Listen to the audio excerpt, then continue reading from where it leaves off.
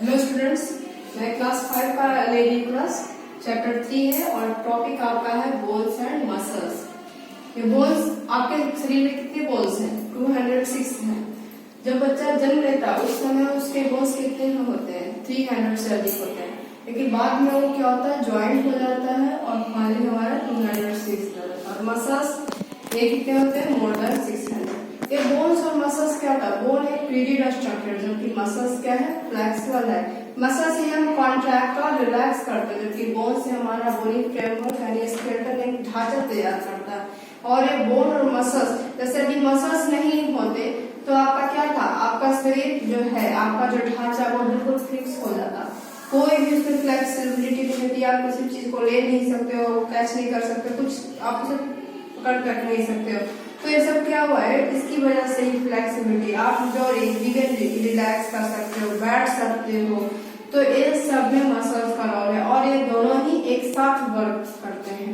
ठीक है, अब ये बोन क्या फॉर्म करता है? स्केलेटल सिस्टम फॉर्म करता है। और जैसे हमारा शरीर जो है 3 लेयर में बना हुआ है, ठीक है, इसी को आप आगे की क्लास में पढ़ोगे। 3 लेयर का मतलब है, जैसे आप सभी जो हमारे शरीर का आउटर लेयर क्या है? स्किन है। स्किन के नीचे क्या है? मसल्स हैं। और मसल्स क्या है? उसके नीचे क्या है भाई? बोन्स है, जो आपका एक ढांचा तैयार करता है, बॉडी का फ्रेमवर्क बनाता है। अब जब हम कभी घर बनाते हैं, ऐसा थोड़ी है कि डायरेक्ट उस पर सीमेंट है सब पूरा लेयर चढ़ा देते हैं, एक एक ब्रिक्स को जोड़ते हैं, ऐड करते हैं, तब जाकर वो, तो समझ लो एक जो एक मतलब कि किसी भी बिल्डिंग में जो एक ब्रिक्स का जो रोल होता है, समझ लो वही हमारे बोन्स होते हैं। आप किसी बोन्स पर आपके मसल्स टिके होते हैं और हमारा आउटर लेयर क्या होता है? हमारा स्किन होता है। All the bones of our body form the skeleton और स्केलेटन सिस्टम। अब स्केलेटन करने का मतलब है, स्केलेटन सिस्टम में तो क्या हो, डिफरेंट, जैसे आपका स्कल का हो गया, रिब केज का हो गया, बैकबोन का हो गया, सब तो बोन्स का ही पूरे आपकी। अब उसी में कोई मतलब कि जो हार्ड है, कोई सॉफ्ट भी है, लेकिन सारे तो बोन्स ही है। अब इसका फंक्शन ऑफ स्केलेटल सिस्टम क्या फंक्शन है? It help us to move, ये मूव करने में आपको हेल्प करता है फंक्शन। कोई एक बॉडी का ढांचा तो होना चाहिए, स्ट्रक्चर चाहिए। It forms a framework for the body. Body का क्या बनाता है? डिजाइन स्ट्रक्चर तैयार कर दिया। It protects the internal organ. आपकी बॉडी में इंटरनल ऑर्गन है, जैसे आपकी बॉडी में हार्ट है, लंग्स है, ये स्टोमक है, तो ये सब क्या है? आपका इंटरनल ऑर्गन है। ऐसा थोड़ी कि आपको ऐसे ऊपर नहीं दिख रहा है। तो ये 3 लेयर में, पहला जो है बोन से और जो बॉडी फ्रेमवर्क बना हुआ, जैसे एग्जाम्पल फॉर आप ले लो, हार्ट में को ही कार्डियक मसल्स ले लो, तो कार्डियक मसल दिखता है ऊपर से थोड़ी ना आपको, तो उसका लेयर जो है स्किन का है, उस स्किन के नीचे जो है वो मसल्स है, उसके नीचे क्या है? बोन्स है। तो ये आपको इंटरनल ऑर्गन्स जो है उसे भी प्रोटेक्शन देने का काम कौन करता है? आपका ये स्केलेटन। और स्केलेटल सिस्टम कह देने का मतलब क्या हुआ भाई? उसमें बहुत सारे ऑर्गन्स हो रहे, जैसे आपको रिब का, किसका हो गया, स्कल का हो गया। सबसे बड़ी जो है किसकी होती है? स्कल की होती है।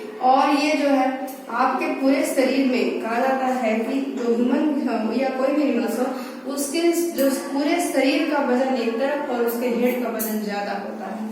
ठीक है, और क्या अब इसमें भी जैसे होते हैं अपर जा होते हैं, लोअर जा होते हैं। तो अपर जा क्या होता है? रिजिड स्ट्रक्चर होता है, और लोअर जा क्या होता है? फ्लेक्सिबल होता है।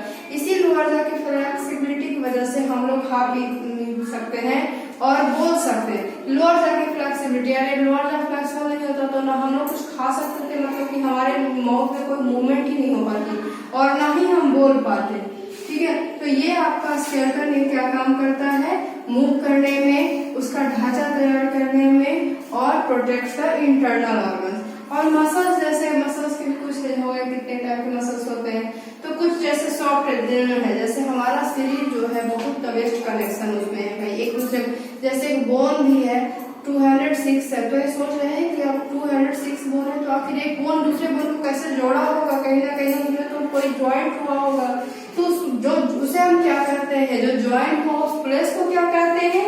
उस प्लेस को कहते हैं ज्वाइंट करते हैं। मतलब कि जहां पर दो बोन्स मीट, दो या दो मोर अधिक बोन ज्वाइंट हो रहे हो, उसको प्लेस को हम क्या कर रहे हैं, ज्वाइंट कर रहे हैं। जैसे ये आपका ये वाला पोर्शन क्या है, ज्वाइंट हो रहा है, जहाँ पर दो बोन्स या उससे अधिक भी ज्वाइंट हो रहा है उसको हम कहते हैं ज्वाइंट कर रहे हैं। अच्छा ये सोच लीजिए, एक बोन और दूसरे बोन से जहाँ पर जुड़ गए वो तो ज्वाइंट कहला गया, ठीक है, लेकिन जो एक बोन से दूसरे बोन्स को जो कनेक्ट किया होगा उसको हम क्या कहते हैं, तो उसे हम कहते हैं टेंडन्स कहते हैं, ठीक है।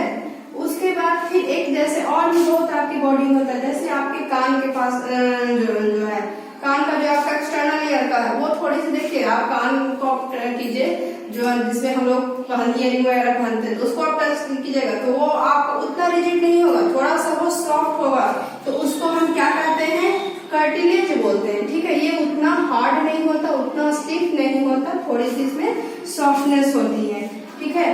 उसके बाद तो ये सारे स्ट्रक्चर होते हैं ज्वाइंट्स, टेंडन्स, कार्टिलेज, ये सब। अब मसल्स क्या होते हैं भाई, मसल्स में भी डिफरेंट मसल्स होते हैं। जैसे आपको बताते हैं कौन कौन से, वॉल्वेंट्री मसल्स होते हैं, ये मसल्स के टाइप है, ठीक है, वॉल्वेंट्री मसल्स। और दूसरा क्या हो गया आपका इनवॉल्वेंट्री मसल्स।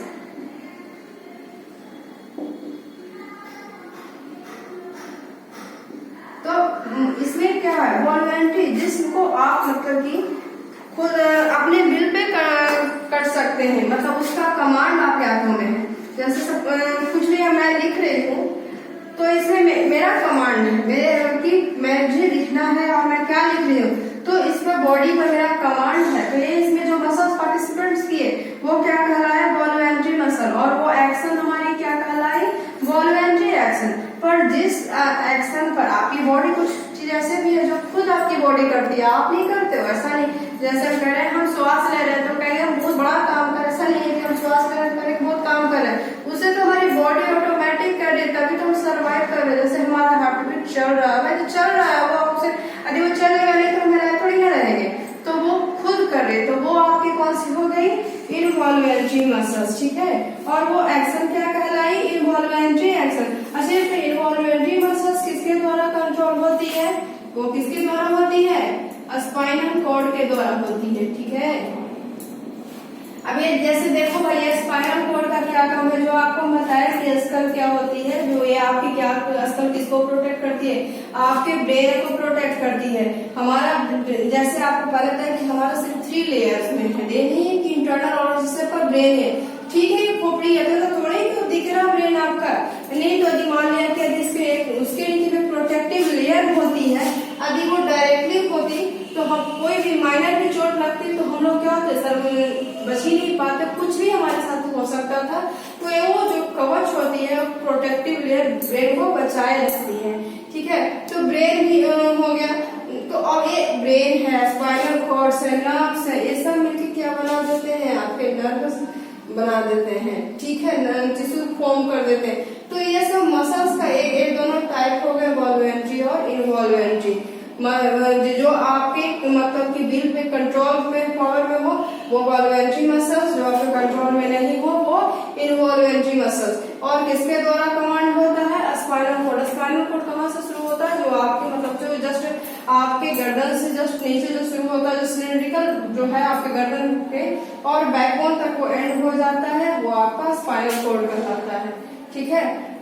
ये होंगे और उसके बाद और भी सिस्टम्स हमारी बॉडी में होते हैं। यहाँ पर स्केलेटल सिस्टम के बारे में पढ़ा गया है। नेक्स्ट क्लास में मैं आपको और डिटेल्स में इस चैप्टर से बताऊंगी।